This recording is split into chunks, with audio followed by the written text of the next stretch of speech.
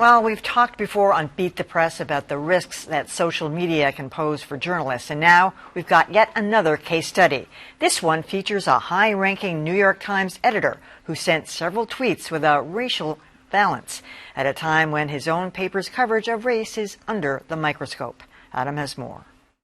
If the name Jonathan Weissman rings a bell, it might be because of his recent book, Semitism, Being Jewish in America in the Age of Trump. Where the guardrails are off and hate seems to be flourishing. Now, though, the editor at the New York Times has another claim to fame. He's been demoted for bad judgment on social media, something President Trump celebrated in New Hampshire last night. The deputy editor of the New York Times was demoted. Isn't that beautiful? Weissman's woes began last month when he jumped into a Twitter back and forth over this political analysis from former Missouri Senator Claire McCaskill. America is generally not as far along the left line as Bernie and Elizabeth.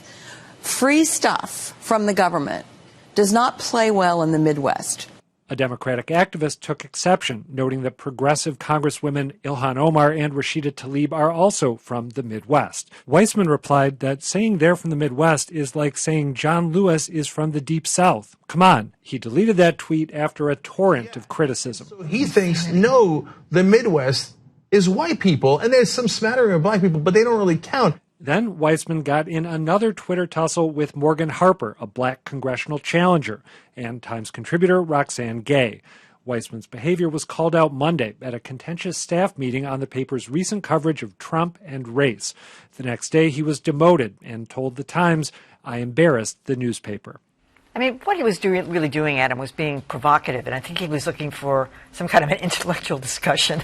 And he got outrage instead, and then he got deeper and deeper into it. And the tweets were very nuanced and trying to explain where these people were from. Tough to and break it down if you haven't seen it, but I don't know. I thought the reaction was a little over the top, too. Well, I'll tell you, someone who grew up in the Midwest in a city, and it counts if it's a city as well as the countryside, I took issue with his original point. I think he had this idea that it's only Midwestern if it's a farmer standing by his pickup, with a thing of hay sticking out of his teeth or whatever. So I'm willing to give him the benefit of the doubt there and say that wasn't as racist as some people have claimed it was. I'll even give him the benefit of the doubt when it comes to that congressional challenge. Some people thought he was telling her, no, you're not black. I'm not sure. That's unclear. What is clear is that this man has impulse control problems. One of the things we didn't get into in the piece is when he, whether you come down on his side or Roxane Gay's side, he emailed her publicist saying, I'm owed an enormous apology. He seemed to have no sense of how his words were going to be perceived by the people who he was directing. I just understand how people can get into these Twitter things in the first place. Well, I've made the mistake of going back and forth. But you really got to be careful. And he does not seem to be capable of that. Agreed. I think he has a huge lack of judgment, and I think it was also a bad week for the New York Times, also with the headline kerfuffle about the headline that was perceived as being, not... Trump urges racial unity. Right, exactly. And that one, I thought it was a poorly worded headline, but at the same time... urges unity versus racism. What? It didn't really make sense, and it was poorly worded. But the whole fact that people like Beto O'Rourke and all these other people tweeted that you got to change the headline, to me, was a problem. And the fact that they caved right after that was a bit of a problem and came up with a new headline. I think they made the point in the meeting that you were talking about that we're here to aggressively cover the president. We're not here to support and advocate for people who oppose the president. And that's a fine line that a lot of people don't agree with in this country and at the New York Times.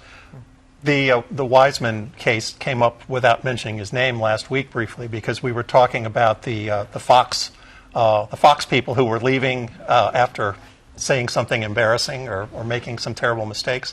And we brought this up along with Kevin Cullen as a case of someone who the publication said, you're being penalized, and saying what happened. And I just wanted to note that this was a case of the New York Times making an announcement about That's this. true. I will also have to add, this may shock people, but the President of the United States was inaccurate in that clip.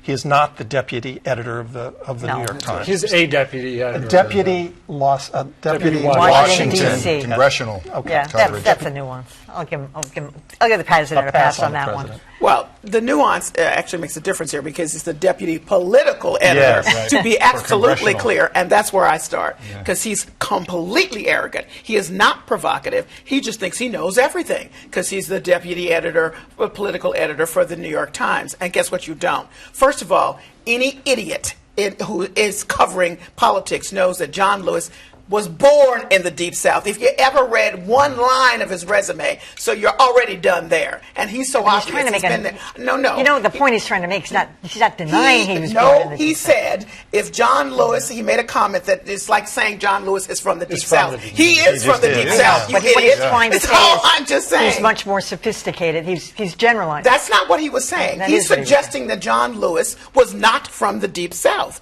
and he is. So, if you don't know that, then use another example because you know so much. He had a couple of other examples. Yeah, and the other two, let me go back to what's driving me nutty about all of this coverage, which is that people who live in the Midwest are white Midwesterners, period. That's where he was coming from. That's why people are upset. By the way, working class Midwesterners look like everybody. So for you to suggest that people who come from there, and by the way, who are representing other people who live there, are not Midwestern, is completely arrogant and from some state of high on top 10,000 view. I cannot imagine. 30,000. So he should have been demoted at the very least. And the fact that he would respond to Roxanne Gay Demanding an apology? demanding an apology that after was- she said, "Hey, buddy, you got this wrong too."